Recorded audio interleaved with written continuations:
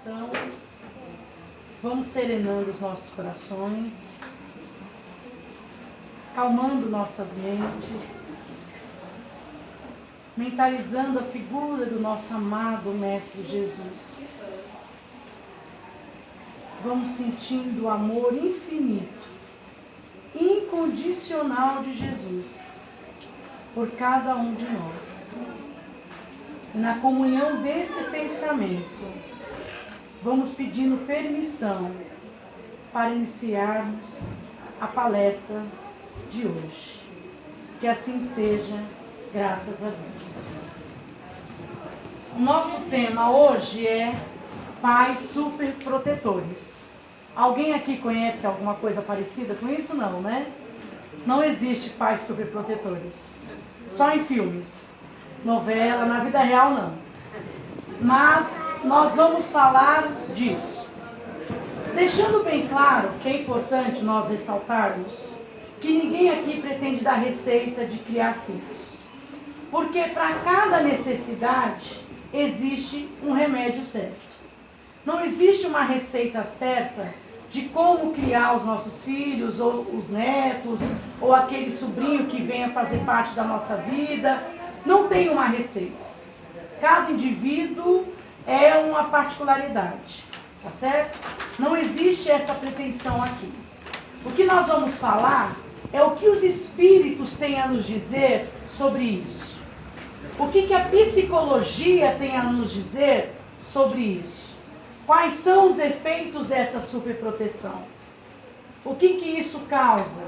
À luz da espiritualidade e à luz da ciência. É isso que nós vamos discutir aqui. Então, sem nenhuma pretensão de dizer, olha, estamos criando certo ou errado nossos filhos. Tá bom? Então, aqui, né, a perguntinha aqui que se faz. E agora? Plástico bolha? O que a gente faz quando chega um filho? Coloca no plástico bolha para proteger ele de tudo e de todos? A gente gostaria, não gostaria? Dá vontade de enrolar, né? Mas não dá para fazer. E aí? E aí vem uma pergunta muito interessante que Kardec fez aos espíritos.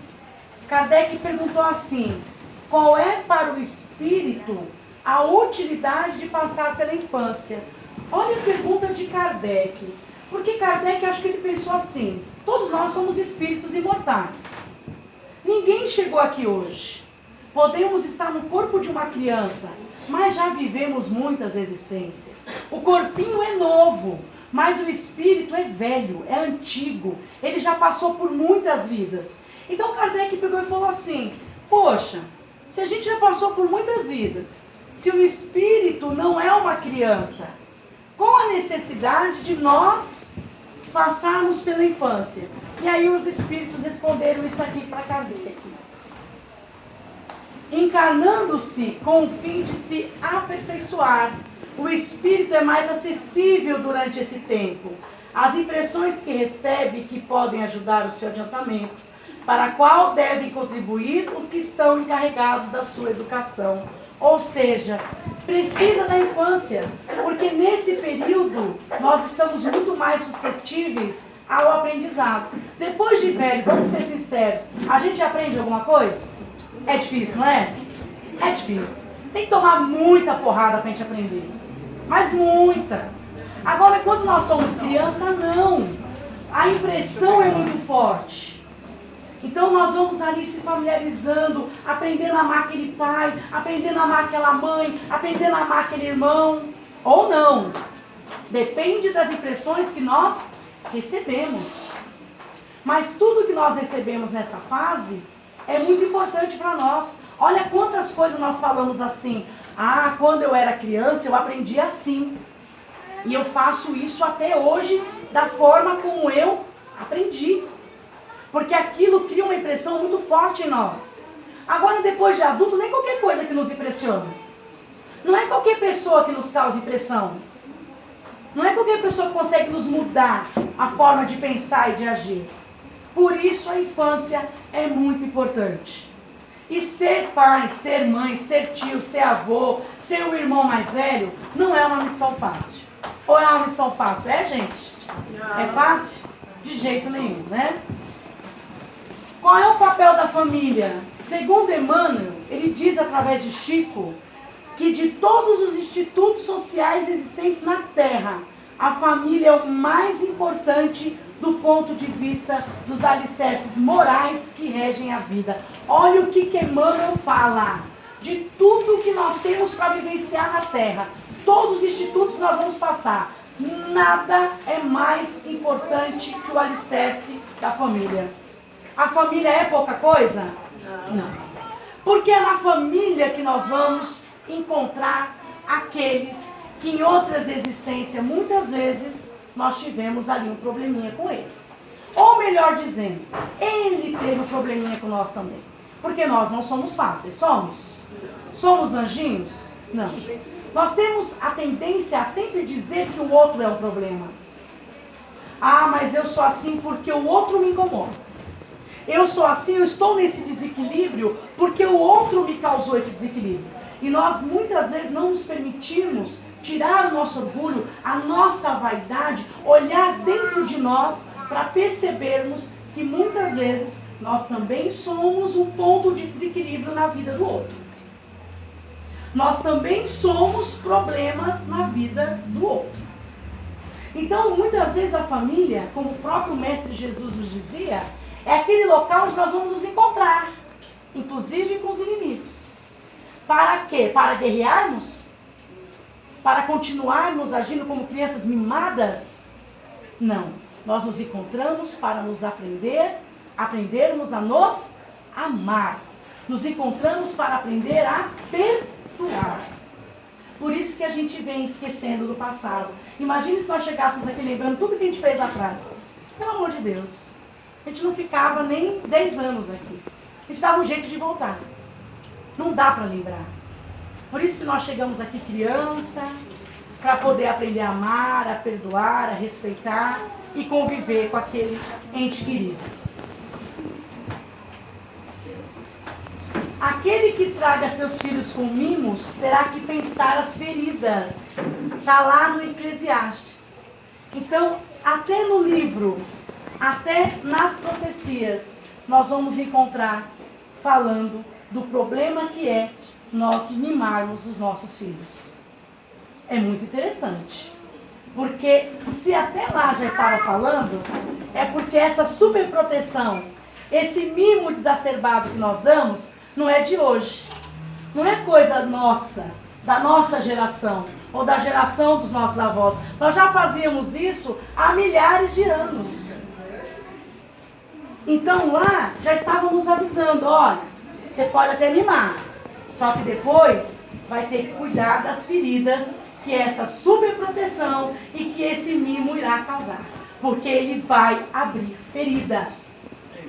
E isso está sendo dito para nós há mais de 2000 anos.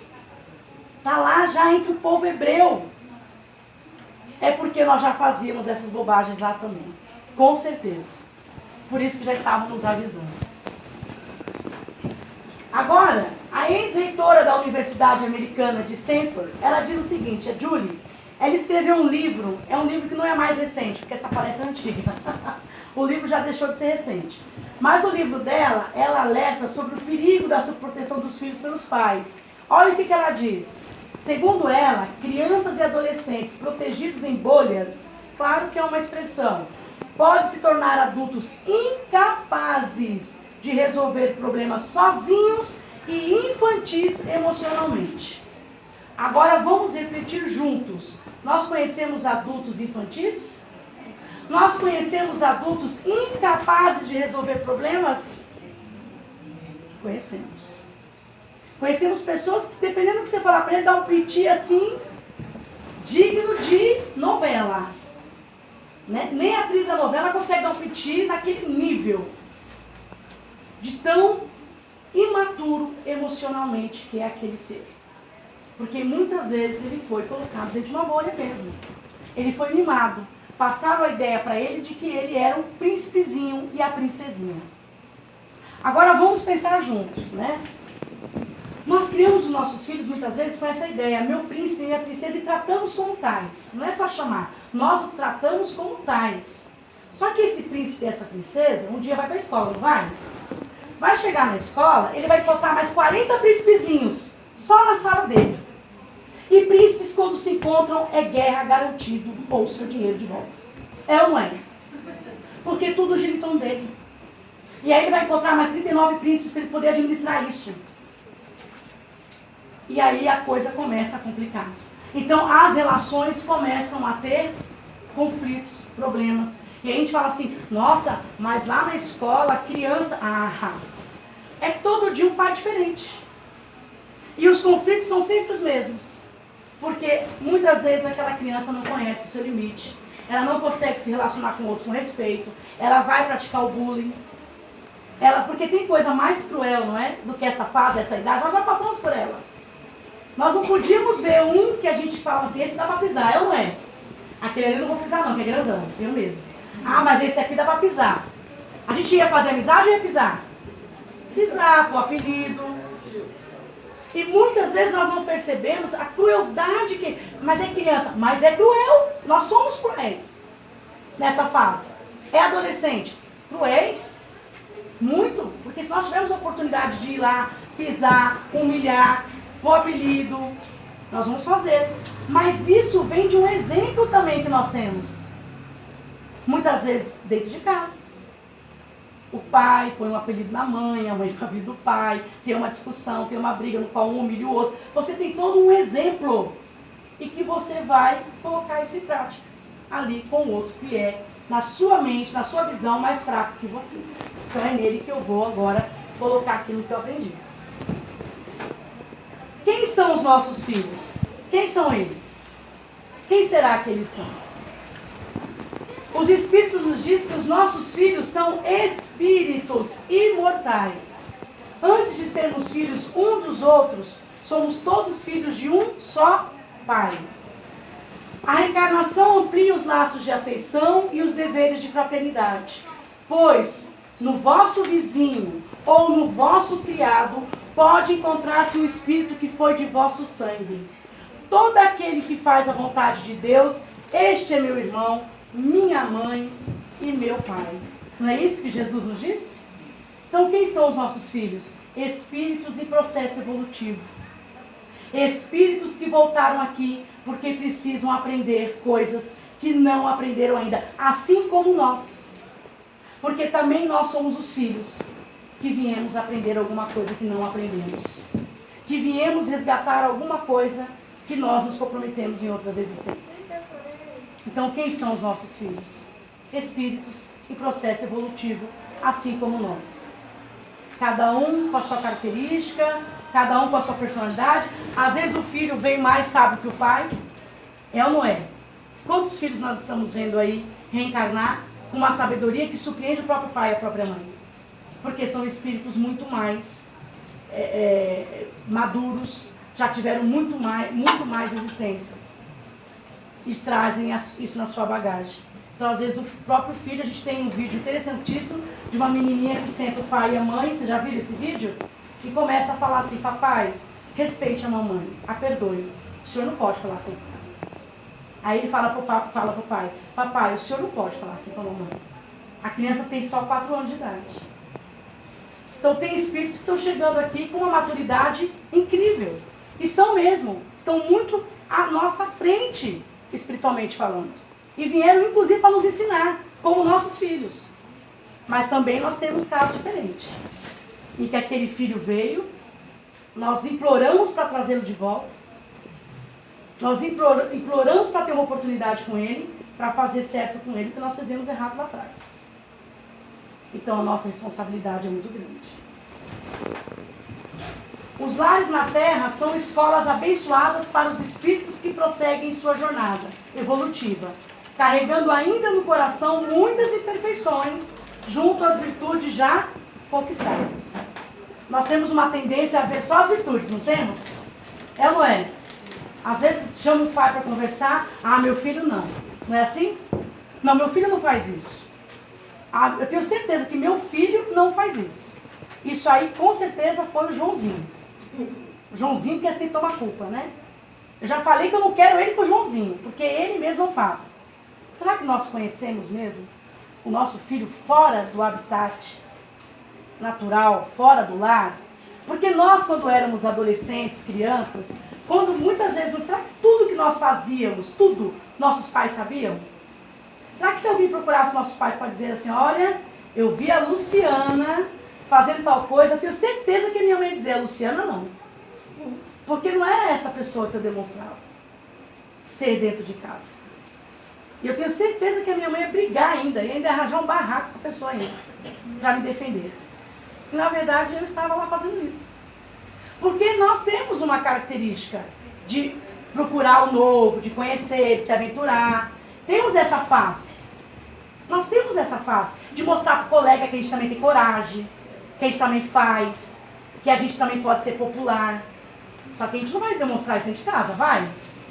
Chegar em casa e falar assim, ah, eu aprendi a fazer o palavrão novo. Vai fazer isso? Não vai. Claro que não. Então, quando chamarmos e falar assim, olha, o seu filho, a gente, pelo menos, acende uma luz de alerta. Pelo menos a luzinha vermelha. Pelo menos o amarelo piscante. Porque realmente alguma coisa pode ter ali. Talvez seja uma oportunidade que nós estamos recebendo de cortar o mal pela raiz. De pegar esse mal no começo e transformá-lo. Às vezes nós não queremos enxergar, não queremos dar ouvido. E é muitas vezes os mentores nos dando uma oportunidade de já corrigirmos alguma coisa. Se lhes inocular nos nossos corações, desde os primeiros dias, os vírus da vaidade, da preguiça, do comodismo, da ostentação, estaremos transformando-os de candidatos à elevação em monstros de orgulho e ambição. Será que nós colocamos nos nossos filhos, até de forma inconsciente, a vaidade? Será que nós incutimos isso neles? O orgulho, a ostentação. E às vezes nós não entendemos porque quando adultos, esse filho é incapaz de pagar uma conta dentro de casa. Às vezes estamos ali passando uma necessidade, estamos precisando e esse filho não nos enxerga. Não enxerga a nossa necessidade. Porque nós o criamos assim. Nós colocamos na cabeça dele que o mundo gira em torno dele. Você não precisa de nada. Faça para você, filho. Eu quero que você faça para você. Não precisa ajudar a mãe. Não precisa ajudar o pai. É para você. O seu dinheirinho é para você. E aí, no momento de necessidade, esse filho não vai fazer. Ele não vai. Ele não aprendeu. Ele não evoluiu moralmente nesse sentido. Ele aprendeu que tudo é para mim, para mim, para mim. Então ele não vai fazer. E nós vamos ficar decepcionados, tristes, magoados. E vamos ter que viver, pagar, como diz lá em Eclesiastes, vamos ter que conviver com as feridas daquele menino que nós mesmos causamos. Raul Teixeira diz uma coisa maravilhosa. Ele diz o seguinte: filhos são nossos companheiros de evolução, que são colocados temporariamente sob nossos cuidados, a fim de que possamos ajudá-los e implementar a própria evolução, o próprio desenvolvimento na pauta da vida terrestre. Falta psicologia na hora de dizer as verdades. Precisamos nos dirigir ao filho como outro ser e não como algo que possuímos. Olha que coisa interessante. Então é a verdade, é o diálogo. Não é criar um mundo de fantasias. Não é criar um mundo, um castelo do príncipe e da princesa. É ter sempre a consciência de que nós estamos caminhando junto com o espírito em processo evolutivo. E que nós precisamos e temos um papel muito importante nessa caminhada. Caminhando juntos, né? A coisa mais importante que os pais podem ensinar aos filhos é como viver sem eles. Olha que coisa interessante. É ou não é, gente? Não é a coisa mais importante que nós podemos ensinar para o filho? Como viver sem nós. Estamos passando por aqui. Passando. Nós também vamos ter que voltar para casa. Dar conta de tudo que nós fizemos aqui nesse plano. E para podermos continuar a nossa evolução.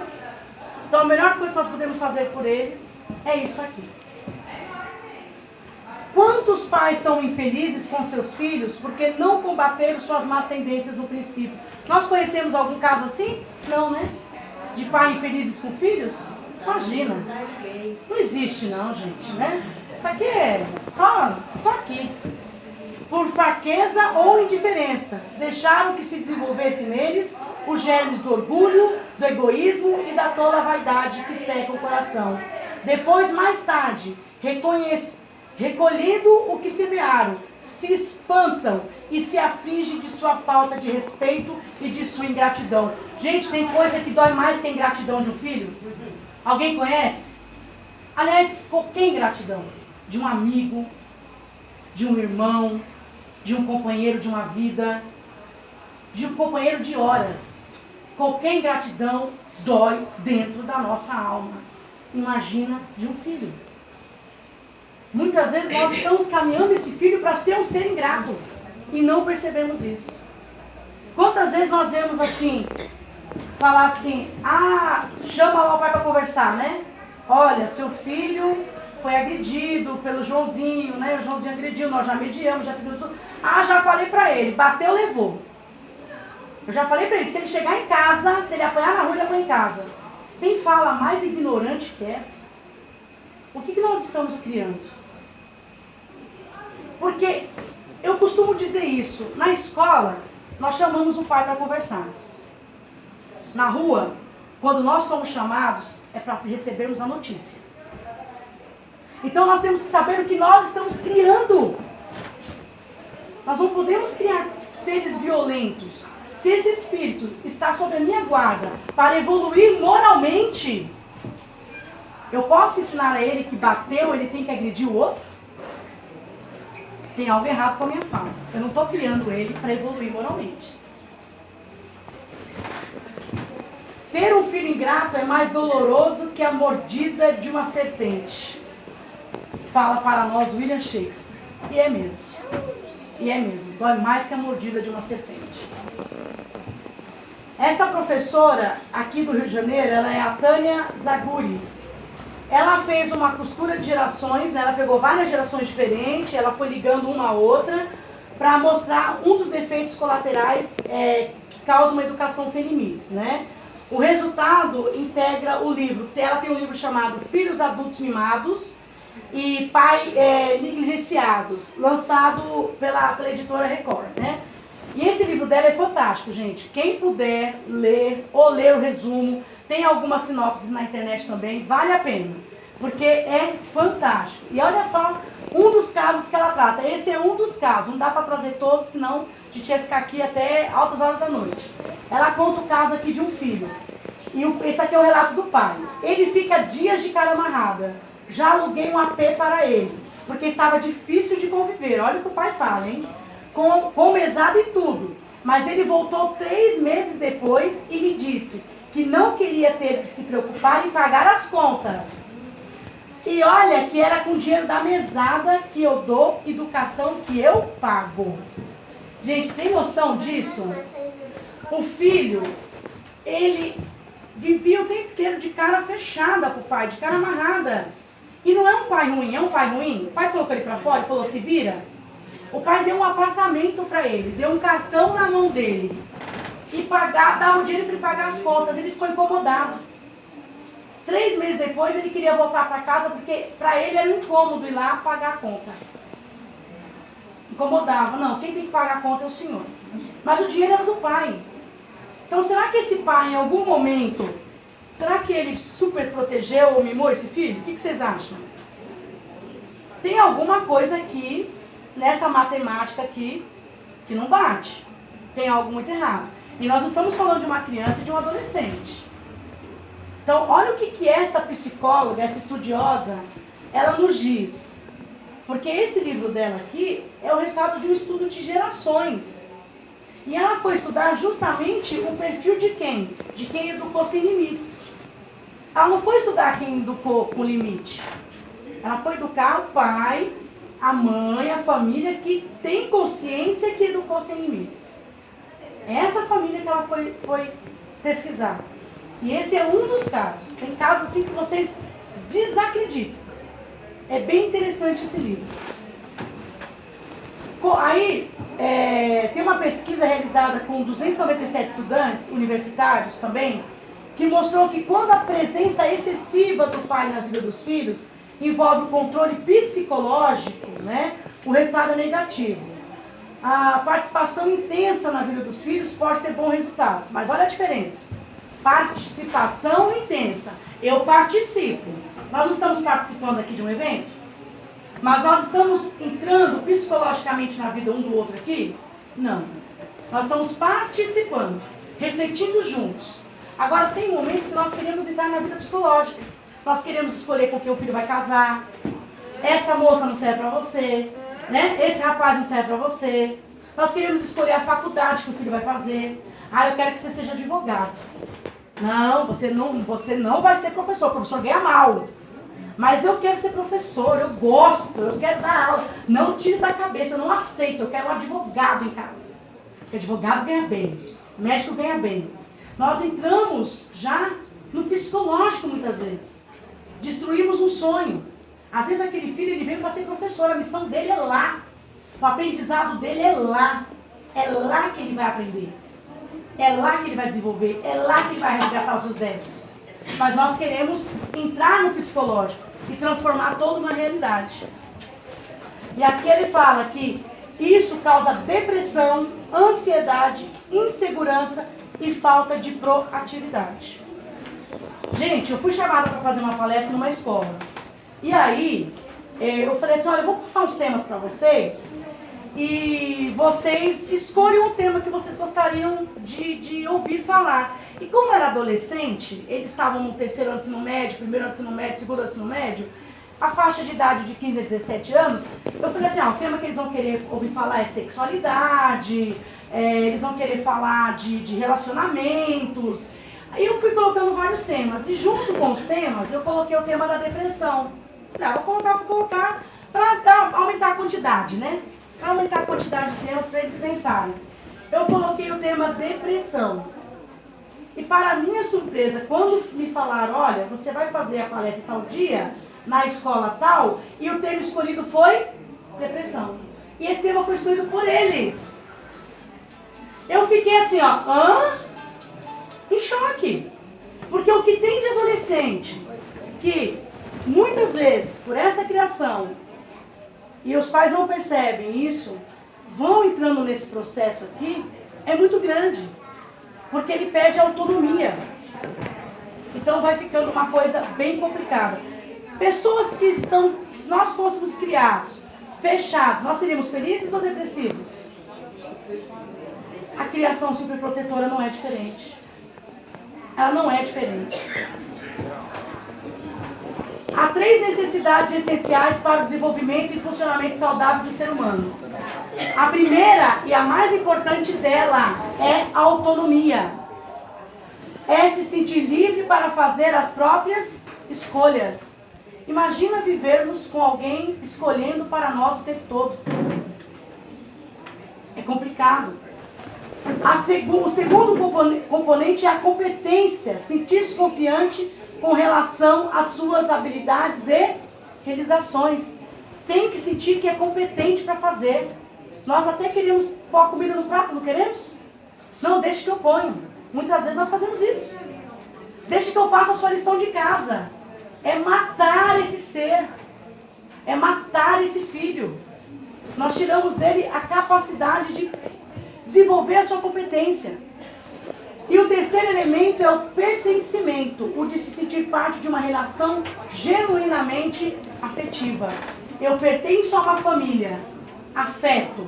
Eu pertenço a ela, eu não sou possuída ou possuído por ela. É muito diferente esse sentimento. Esse rapaz aqui, gente, eu trouxe para falar dele, porque o nome dele é Edgar. E ele é um advogado aqui de São Paulo. E esse rapaz é muito interessante, porque ele é advogado e a especialidade dele é direitos humanos. E ele trabalha num escritório assim, muito conceituado de direito aqui em São Paulo. Só que ele começou a se incomodar. Olha só o incômodo dele. Ele falava assim, tá tudo muito lindo, tá tudo muito bom, mas eu tô muito na teoria. Eu falo de direitos humanos o dia inteiro, eu faço causas, eu defendo, eu vou atrás, mas eu não estou vivenciando na pele nada, não tenho experiência nenhuma. Sabe o que ele fez? Largou tudo, e foi para o Irã ser um refugiado. Ele queria viver na pele o que vive um refugiado. E aí ele foi para lá, para ter essa experiência. E olha só que coisa interessante. Se fosse nosso filho, a gente falava, vai, pode ir? Não, né? Amarrava em casa, amarrava? Você tá doido, eu vou te internar, né? Eu vou te interditar. Você não tá bem. Imagina, vai pro Irã ser refugiado, saber o que é ser refugiado. E o pior, ele é o pior tipo de refugiado que tem. Porque é jovem, homem e solteiro. Quando você faz uma pesquisa dos refugiados, os que mais sofrem são esses. São os primeiros a morrerem. Crianças e mulheres é difícil? É. Mas para um homem solteiro é muito mais difícil. E jovem é muito mais difícil. Então ele foi para viver isso. E aqui ele ficou 26 dias viajando por 8 países, junto com grupos de sírios, iraquianos e afegãos. Foi da Grécia até a Alemanha. Ficou 12 dias sem tomar banho. E ele perdeu 8 quilos. Ele queria viver isso. Ele queria falar de direitos humanos com propriedade. Ele queria viver na pele tudo isso que nós, seres humanos, infelizmente, ainda vivemos nesse planeta. E aí, olha o que a mãe disse. Aí foram entrevistar essa mãe, né? Saber se essa mãe estava bem. Como assim seu filho foi... Aí ela falou assim, ó. Ele sempre gostou de ajudar, diz a mãe do brasileiro que virou refugiado. E aqui ela diz o seguinte, ó. Aí falaram para ela assim, mas você é doida. E ela falou assim, orgulhosa, né? Ela falou assim, estou orgulhosa de ver o Edgar, ele está seguindo o seu caminho. Então, enquanto muitas mães estariam desesperadas, tentando colocar lá no saco bolha, ela estava orgulhosa do filho. Olha só, aí ela diz assim, a gente cria filho é para isso. E aí ela complementa. Uma pessoa comentou comigo, o Edgar está louco. Falei, loucos somos nós, que estamos aqui. Ele está realizando o que ele quer. Olha só, essa mãe é ou não é consciente? Essa mãe já galgou alguns passos da evolução moral ou não? Já. Ela já galgou. Porque não é fácil o filho chegar e falar assim, mãe, tô indo para a Síria, ser refugiado. A gente surta, não surta? Surto. E essa mãe ficou orgulhosa desse filho. E falou, louco sou eu. Eu sou louca de estar aqui e não estar vivendo o meu sonho, vivendo aquilo que eu quero viver. Ser feliz não é ter uma vida perfeita, mas deixar de ser vítima dos problemas e se tornar autor da própria história. Nós queremos vida perfeita para nossos filhos. Esse planeta é um planeta de vidas perfeitas? Não. Nós sofremos até, ficamos chateados com o sofrimento do filho do vizinho. Mas quando o nosso filho está sofrendo, nós nos desesperamos. Porque nós esquecemos de um detalhe. Esse planeta nós estamos para processo de evolução. E todos nós passaremos. Nossos pais também não queriam que nós sofrêssemos. Nossos pais, nossos avós não queriam que nossos pais sofressem. Mas essa é a condição do nosso planeta. E o nosso aprendizado se dá, infelizmente ainda, depois de um processo de dor e de sofrimento. Infelizmente, nós só damos esse passo maior e só crescemos depois de passarmos por algumas situações. E não será diferente com os nossos filhos. E muitas vezes nós achamos que devemos protegê-los do sofrimento. Ai, ela terminou com você, como ela fez isso, você está sofrendo. Porque é parte do crescimento. Vai passar. Passou para nós e passará para eles também. Apego. Desapega-te para conquistar-se. Conquista a ti mesmo para seres livre. Quem é livre, libera os outros, os sonhos e a própria vida. Quem é livre é responsável. Ser responsável é ser senhor de si. Quem se governa, se equilibra. Quem se equilibra, se liberta.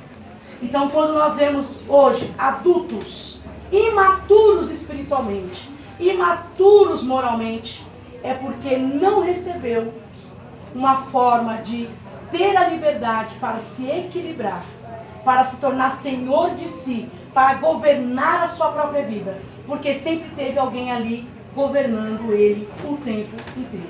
Infelizmente, nós vivemos essa realidade hoje. Essa mãe aqui, não sei se vocês já ouviram falar da Andréa Maltorelli. Já ouviram falar?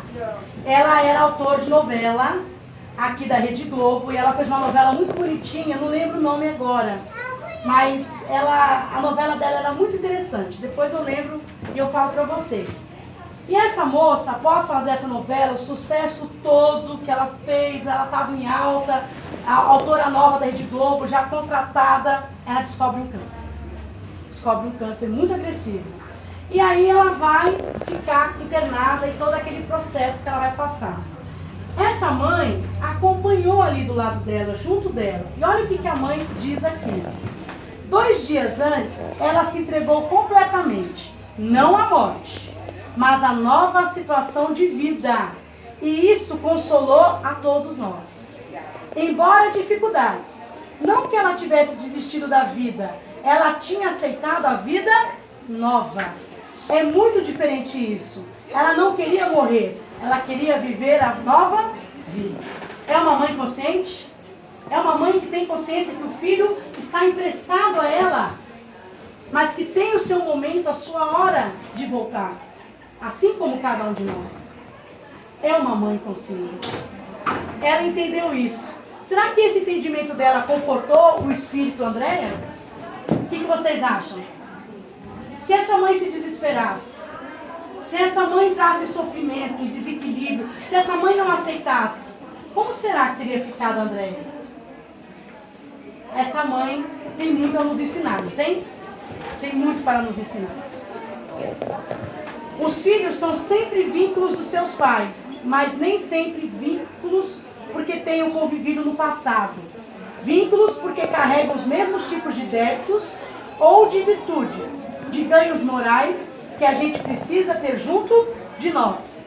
Todos nós temos o que dar e temos o que receber. Crescimento recíproco. Que o lar seja essa oficina onde nós nos elaboramos para a felicidade. É o dar e receber. Temos muito o que receber dos nossos filhos também.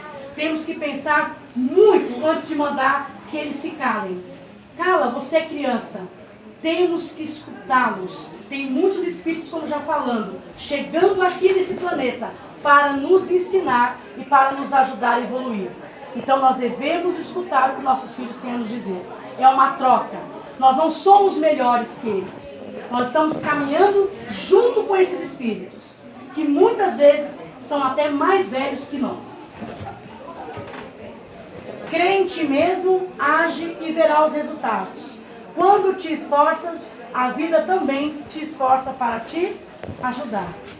É crer em nós, crer nesses seres que vieram para nós e nos esforçarmos e nos ajudarmos. Porque como diz Jesus, ajuda-te, o céu te ajudará. Amar é libertar. Amar é ter um pássaro pousado no dedo. Quem tem um pássaro pousado no dedo sabe que a qualquer momento ele pode voar. E nós sabemos que nós chegamos no momento, nós voamos, não é? Nós ficamos ali muitas vezes nas asinhas do pai, até o primeiro amor, é ou não é?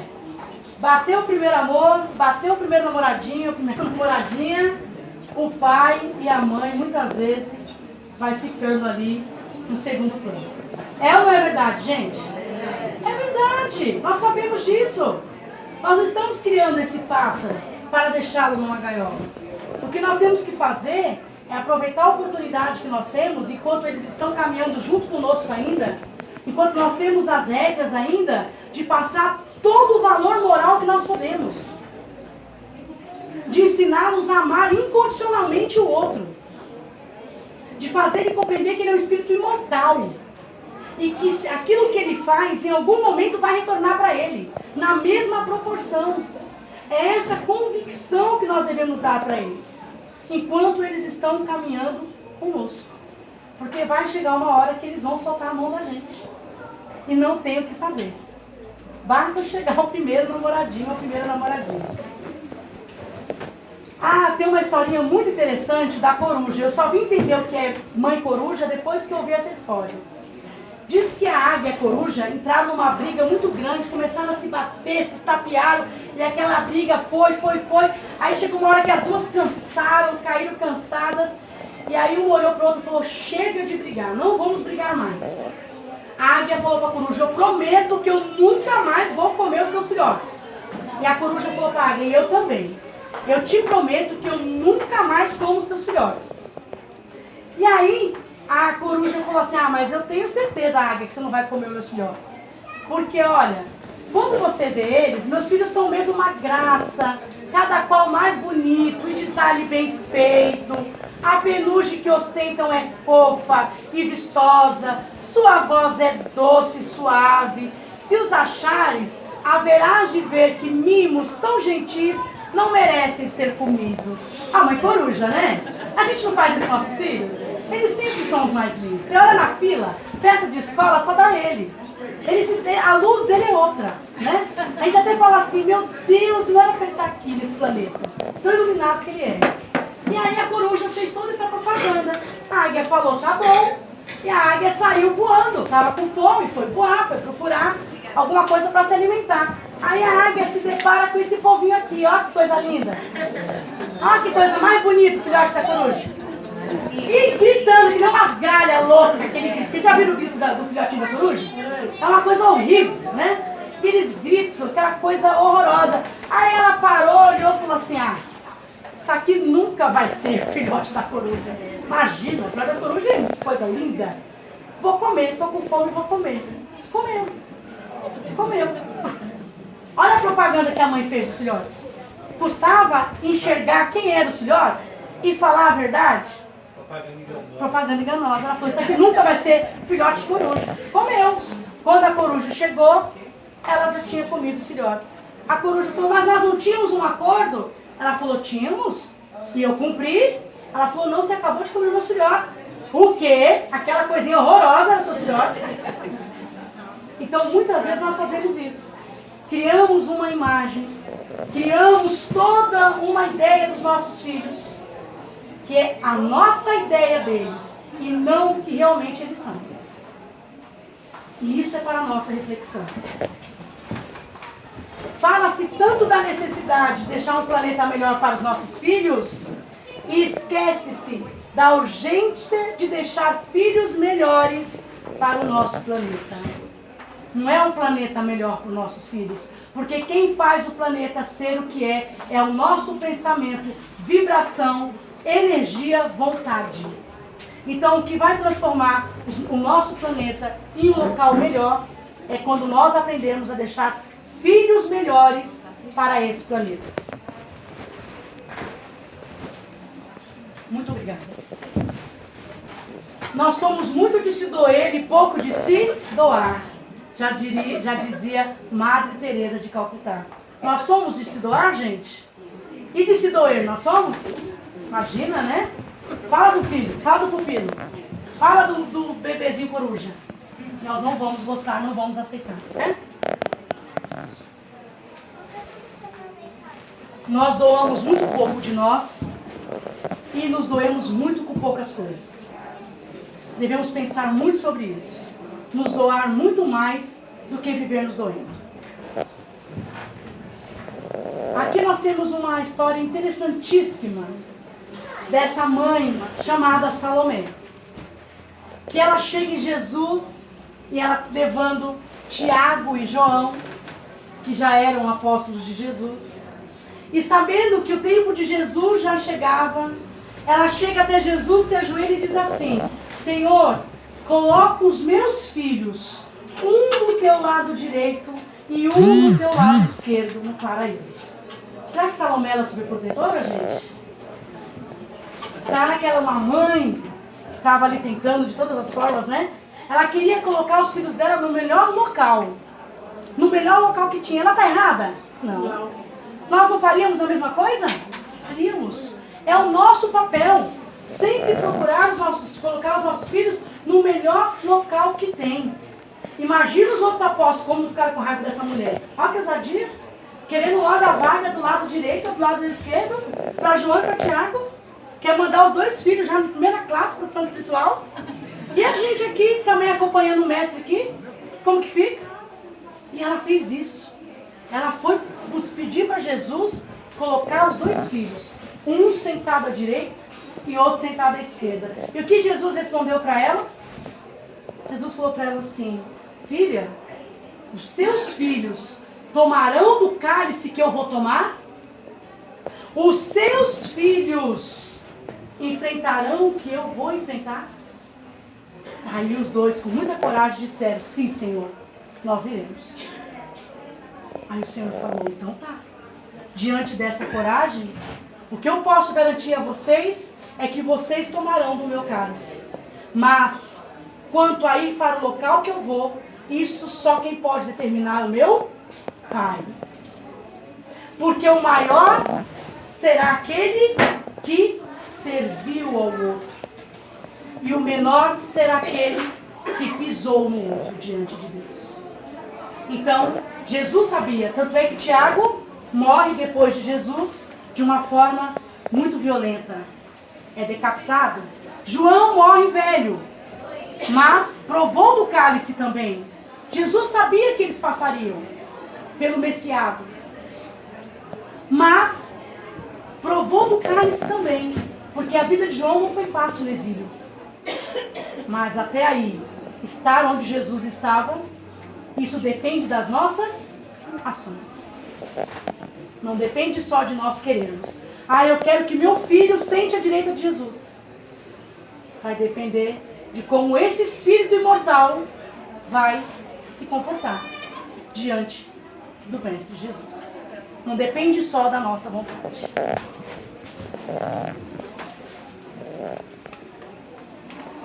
Nós conhecemos a parábola dos talentos, não conhecemos? O Senhor foi viajar e chamou 3 servos. Entregou a cada um deles uma determinada quantidade de talentos. Para quem ele entregou 3 talentos, o que aconteceu? Ele multiplicou, não multiplicou? O outro ele entregou 5, ele multiplicou também. Eu não sei a quantidade de talentos, não lembro agora. Mas teve um que ele entregou 1 talento. O que ele fez com aquele talento? Errou. Com medo de perder o talento. Os outros não, os outros tiveram coragem. Pegou o talento que recebeu e multiplicou, investiu, acreditou, teve fé, não sentiu medo. E quando o Senhor chegou, pediu as contas, aquele que tinha 2 deu 4. O que tinha tanto deu o dobro daquele tanto. E aquele que tinha 1 devolveu aquele 1. Aí o Senhor falou: mas o que você fez? Eu te entreguei um talento na mão para você multiplicar. O que você fez? Ai, Senhor, fiquei com medo do Senhor brigar comigo. Fiquei com medo de perder. Fiquei com medo de me roubarem. E enterrei o talento. Nós fazemos isso com os nossos filhos. Com medo de perdê-los, como se fossem nossos. Com medo de ser roubados. Nós enterramos, muitas vezes, o talento. E quando vamos devolver, devolvemos do jeitinho que pegamos. Sem ter dado um passo evolutivo. Do jeitinho que veio. É para nós pensarmos também, né? Tem essa história da borboleta, que conta que o Senhor ficou encantado quando ele viu ali um casulo. Ele ficou muito encantado com aquilo. Ele falou: nossa, vai sair uma borboleta daí, eu nunca vi. Aí ele pegou a cadeira, sentou para assistir aquele espetáculo da natureza. E aí ele viu aquela borboleta começar a sair dali, ele ficou encantado com aquilo. E aquela borboleta naquele esforço, se espremendo, arranhando as asas ali no casulo, e vai. Chegou um determinado momento que parece que ela cansou, que ela perdeu as forças, ela parou. Aí ele se desesperou. Falou: meu Deus, ela não vai aguentar sair, ela não vai conseguir. Ele não pensou 2 vezes, correu, pegou a tesoura e no casulo, abriu. A borboleta saiu. Toda troncha, com as asas deformadas, se arrastando, e nunca conseguiu voar. Porque ele não sabia que aquele processo dela passar por aquele casulo, com toda aquela força, aquilo era o que fazia com que o fluido ia até as suas asas. Para que quando ela termina esse processo, ela sai forte e com capacidade de voar. Mas ele fez aquilo por maldade? Não. Ele fez aquilo por amor, por bondade. Ele queria ajudar aquela borboleta a sair dali. Ele achou que ela não podia sozinha. Ele achou que ela não ia conseguir, que ela tinha desistido, que ela tinha parado, que ela não tinha forças para sair dali. Então ele fez aquilo pensando, é a coisa certa a ser feita. Quantas vezes nós não fazemos isso com os nossos filhos? Nós vamos lá e vamos cortando os casulos. E ele vai saindo cada vez mais fraco de lá. E muitas vezes para passar uma encarnação inteira se rastejando pela vida. Porque não aprendeu a criar força e autonomia para encarar os seus problemas de frente. E vai se arrastar assim, uma encarnação inteira. E nós não estaremos aqui para sempre, para puxar ele junto conosco. Então, nós devemos saber esperar que eles saiam sozinhos dos casulos. Isso é um processo que nós passamos e que eles também precisam passar.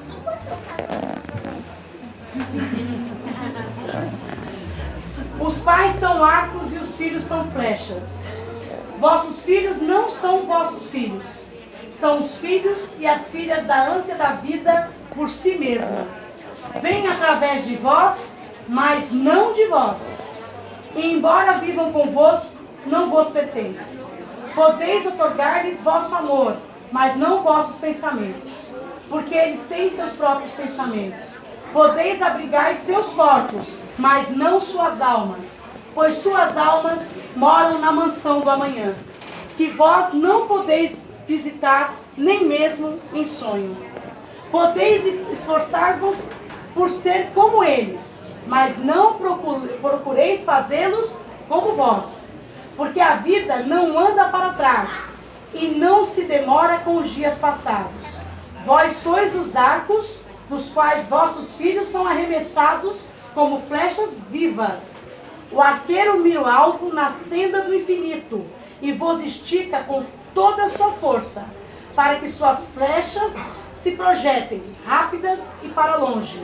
Que vosso encurvamento na mão do arqueiro seja a vossa alegria, pois assim como ele ama a flecha que voa, ama também o arco que permanece estável. Então os nossos filhos vêm para nós os lançarmos. Assim como nossos pais também, em algum momento, nos lançou aqui nesse plano. É uma missão muito importante. Quando nós permitimos que o Espírito reencarne por meio de nós, quando nós permitimos a esse Espírito a oportunidade de estar aqui, temos um papel importantíssimo para a espiritualidade. Mas também temos que saber como conduzir essa tarefa. Porque também podemos, ao invés de projetá-lo para a evolução, atrasarmos toda uma reencarnação. Devemos lembrar do nosso Mestre Jesus. Porque Jesus poderia ter escolhido ser um rei, um príncipe, o maior dentre todos que já pisou esse planeta. E ele escolheu nascer entre pais comuns, ser uma criança comum, ser um filho que honrava com a sua obrigação, porque ele aprendeu a profissão do pai dele. Ele se tornou um carpinteiro. E esse pai o educou com tudo aquilo que ele sabia, com tudo aquilo que ele tinha, com os seus limites. E Jesus acatou a educação de seus pais. Então foi um exemplo para nós, que nós não precisamos de tudo e nem dar tudo aos nossos filhos. O que nós precisamos dar aos nossos filhos é a certeza da imortalidade da alma e de que eles estão aqui para serem pessoas melhores do que foram nas vidas anteriores. É essa certeza que nós temos que dar para os nossos filhos. E tenhamos a certeza que quando chegarmos no plano espiritual, será nos perguntado: que fizeste do filho confiado à vossa guarda? Que possamos sair daqui levando a certeza que essa pergunta nos será feita. Que a paz do Mestre Jesus esteja com todos nós, agora e sempre, graças a Deus.